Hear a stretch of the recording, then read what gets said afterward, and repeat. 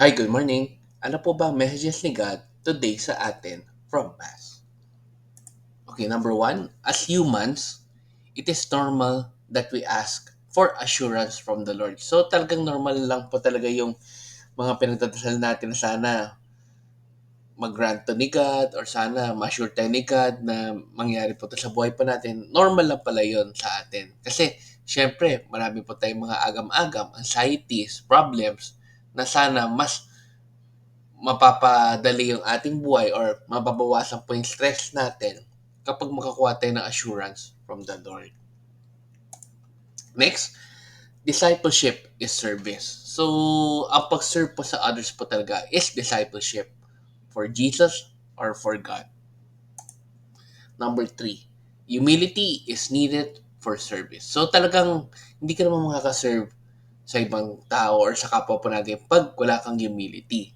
Kaya talagang kailangan maging humble tayo sa pag-serve and huwag tayo mapagmataas.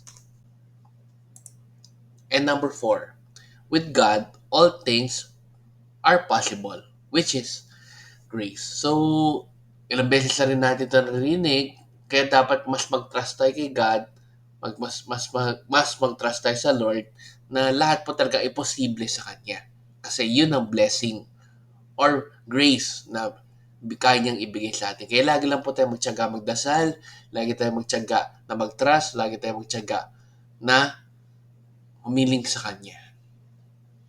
Ayan. So, let's end again with a simple prayer. In the name of Father, Son, and Spirit. Amen.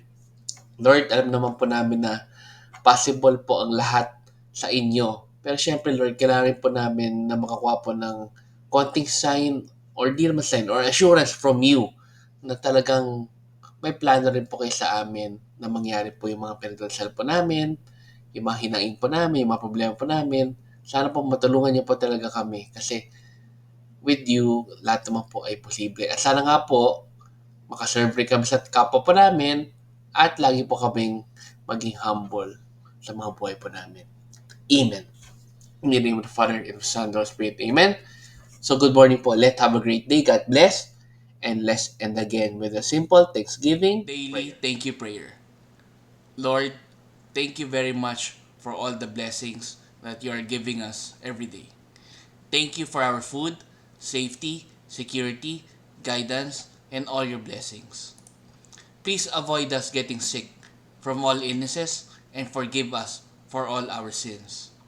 Lord, I pray that all our hopes and dreams will come true in your own time. Again, Lord, thank you for all the blessings that you have given us. Amen.